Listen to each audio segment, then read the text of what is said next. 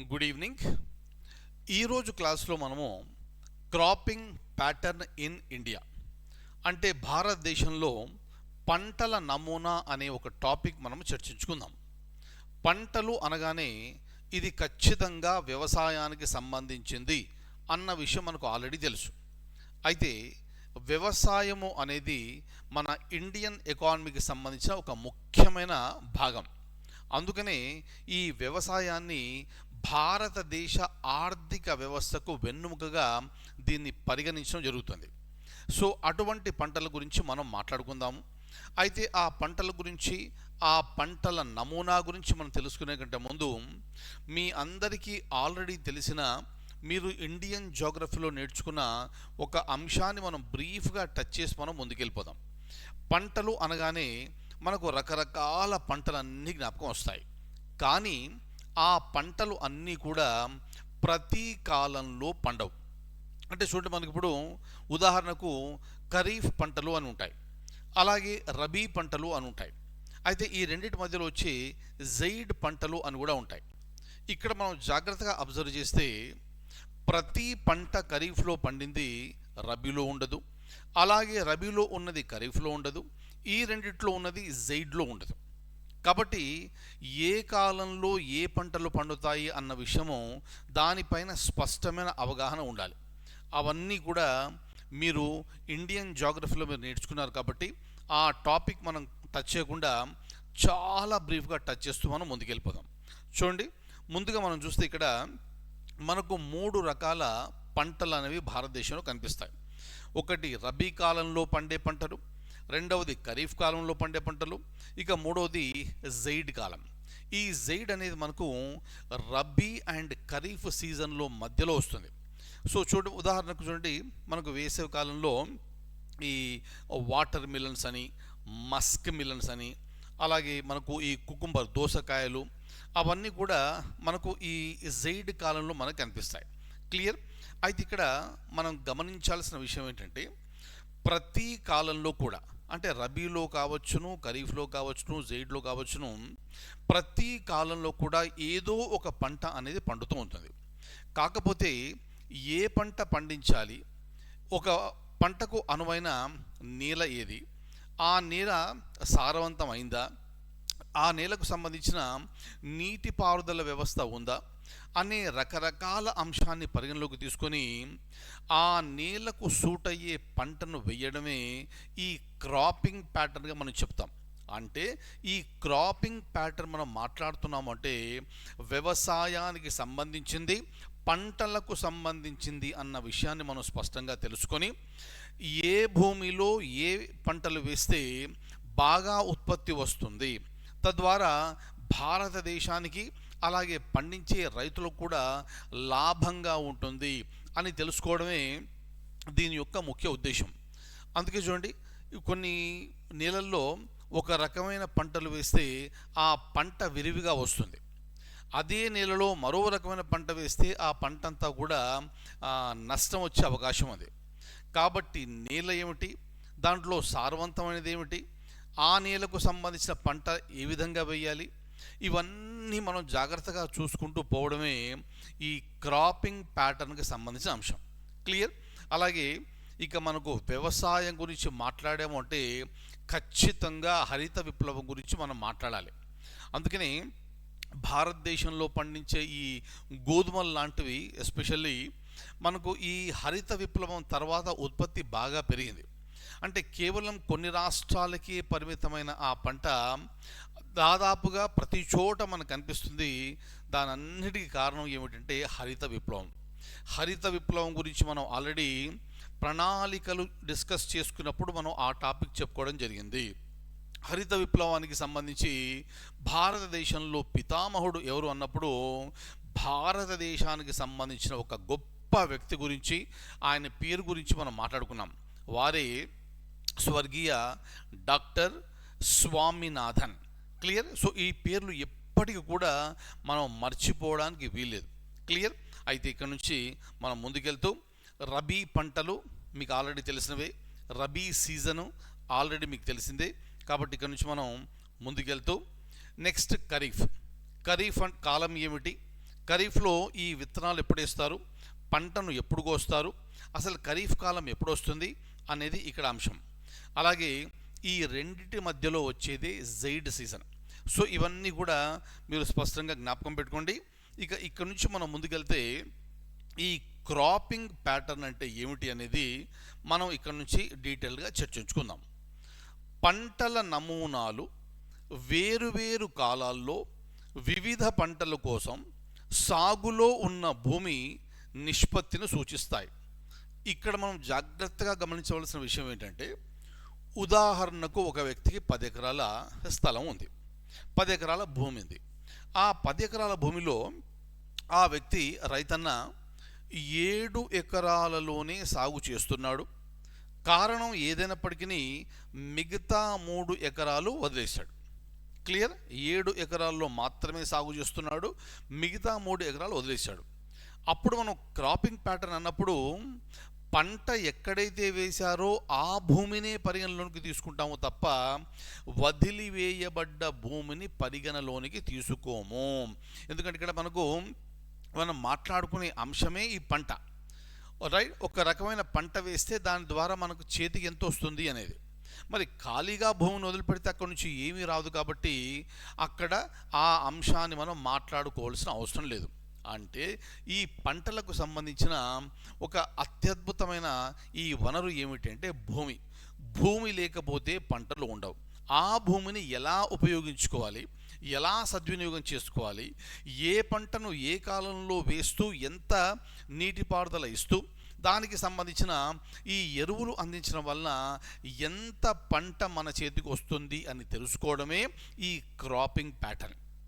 అలాగే మనం కొన్నిసార్లు చూస్తాము, ఒక కాలంలో ఒక పంట వేసి మరో కాలంలో మరో సీజన్లో ఇంకో పంట వేయడం జరుగుతుంది.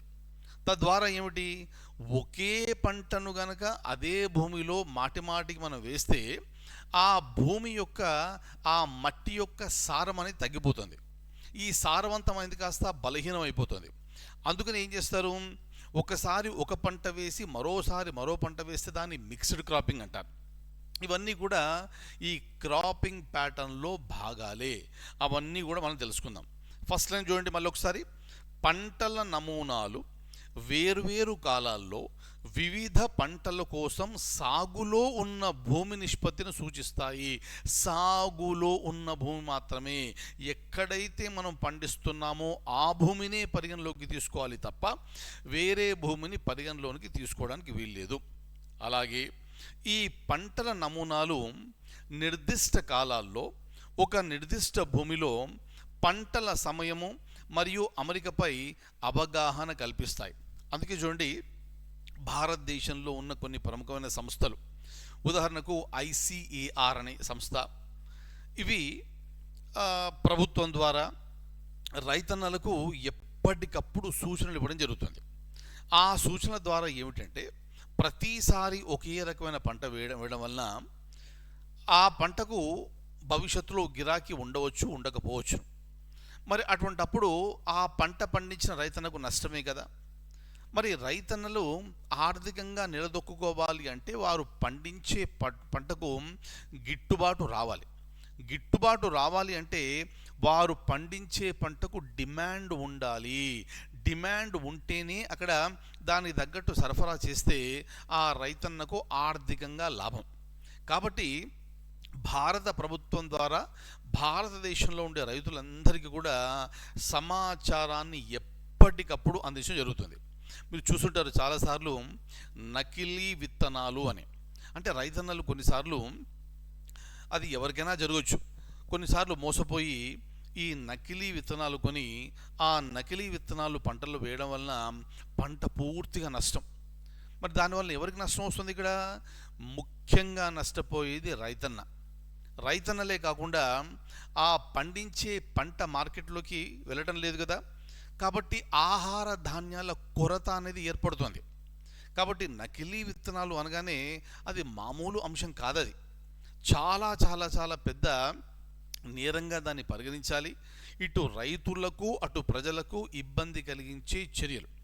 మరి అటువంటిప్పుడు ఏం చేస్తా, అలాగే కొన్నిసార్లు ఏమవుతుంది, ఒక భూమిలో ఒక పంట వేసినప్పుడు ఆ పంటకు తెగులు అనేది వస్తుంది.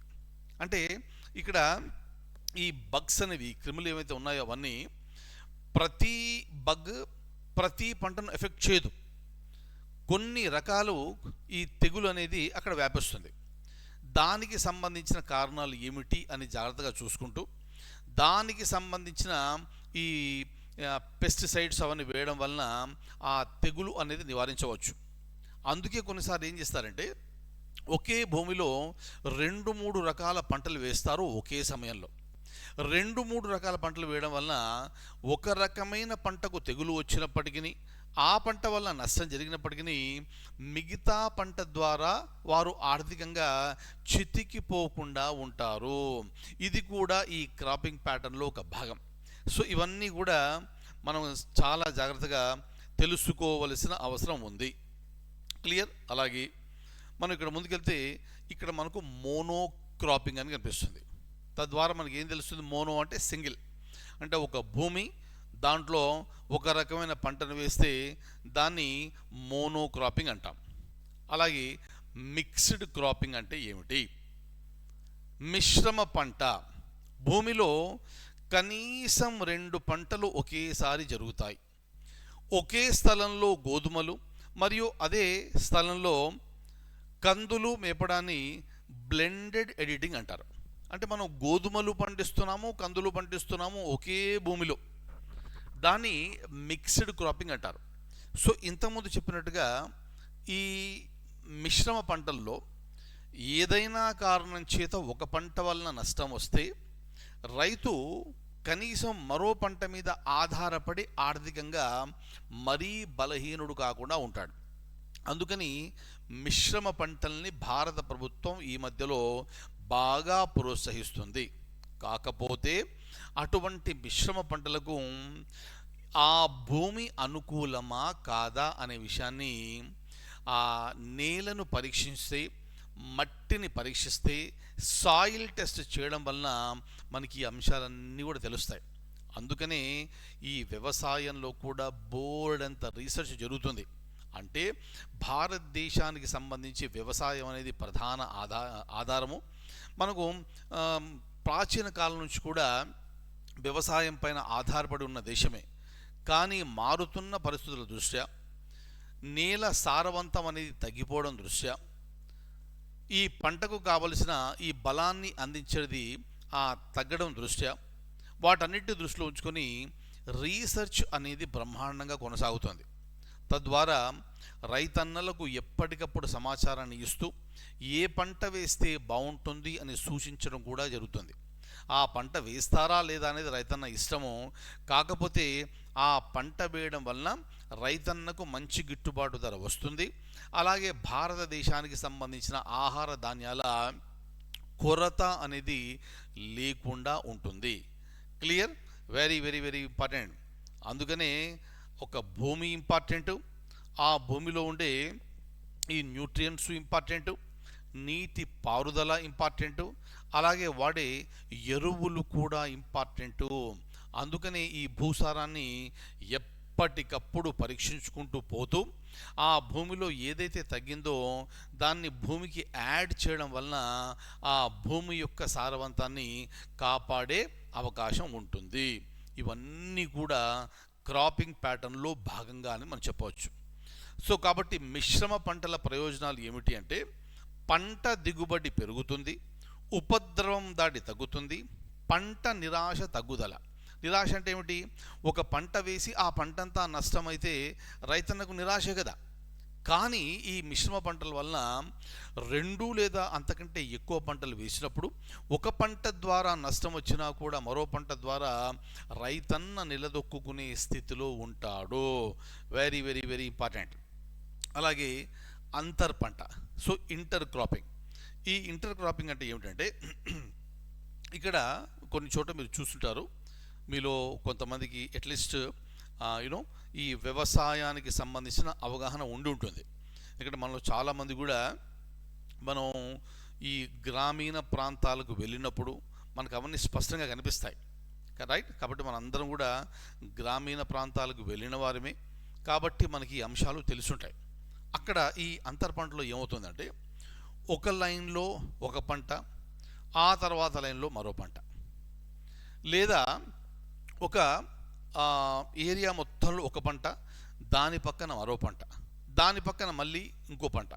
సో ఆ విధంగా వేయడమే ఈ అంతర్ పంటగా మనం చెప్పవచ్చును. దీనివల్ల అడ్వాంటేజ్ ఏమిటంటే ఆ భూమి యొక్క సామర్థ్యము అనేది పెరుగుతుంది. సో దీంట్లో ఒక వరుసలో ఒక పంట వేసి మరో వరుసలో మరో పంట వేస్తే దాన్ని రో ఇంటర్ క్రాపింగ్ అంటారు. అలాగే ఒక స్ట్రిప్ లాగా మొత్తంగా ఒక పంట వేసి మరో స్ట్రిప్లో ఇంకో పంట వేస్తే దాన్ని స్ట్రిప్ ఇంటర్ క్రాపింగ్ అని అంటారు. దయచేసి ఇవి జ్ఞాపకం పెట్టుకోండి. ఇక రిలే ఇంటర్ క్రాపింగ్ అంటే ఏమిటంటే పంటలు వేసినప్పుడు ఆ పంట పండుతుంది, అది ఆ పువ్వులు వికసించడం అవన్నీ ఉంటాయి కదా, పంట చేతికి వస్తుంది, కానీ పంట ఆ కోత అనేది మొదలు పెట్టలేదు. ఇంకా పంట చేతికి వచ్చే కంటే ముందు అదే భూమిలో మరొక పంటను వేస్తే దాన్ని రిలే ఇంటర్ క్రాపింగ్ అంటారు.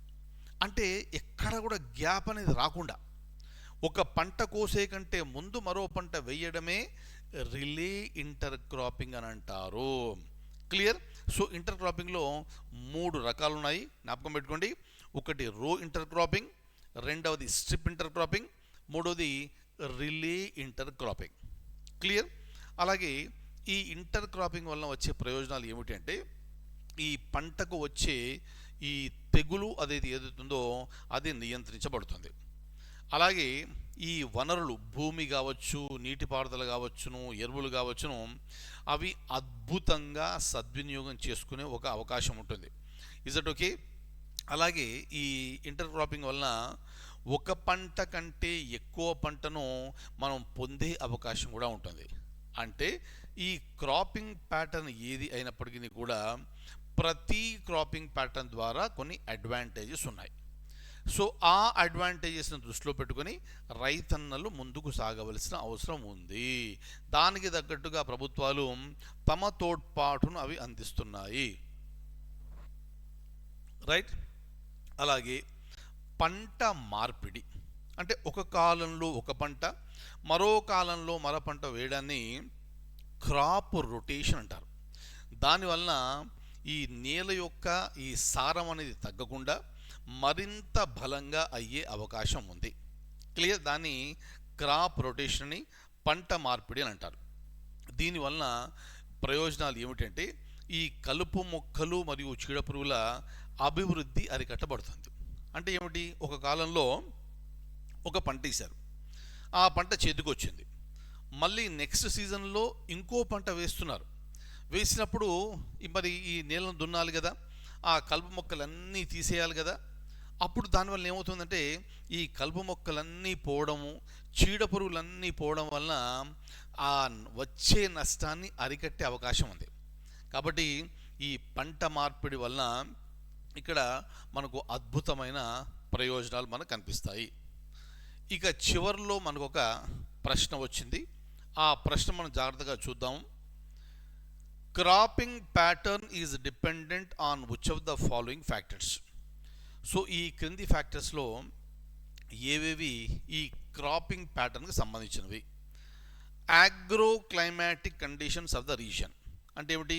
ఒక వ్యవసాయానికి సంబంధించి ఆ వాతావరణ పరిస్థితులను కూడా దృష్టిలో ఉంచుకొని ఏ పంట వేస్తే బాగుంటుంది అనేది నిర్ణయించుకోవాలి. కాబట్టి ఇది కరెక్ట్. అలాగే availability of resources and market forces.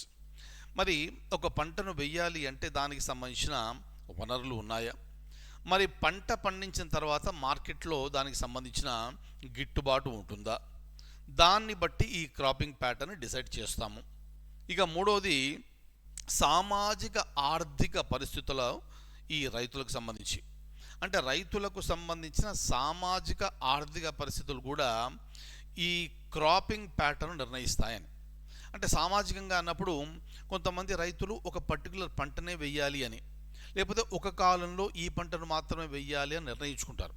కాబట్టి ఆ పంటల నమూనా ఏమిటి అనేది ఈ రైతుల యొక్క సామాజిక పరిస్థితి పైన కూడా ఆధారపడి ఉంటుంది.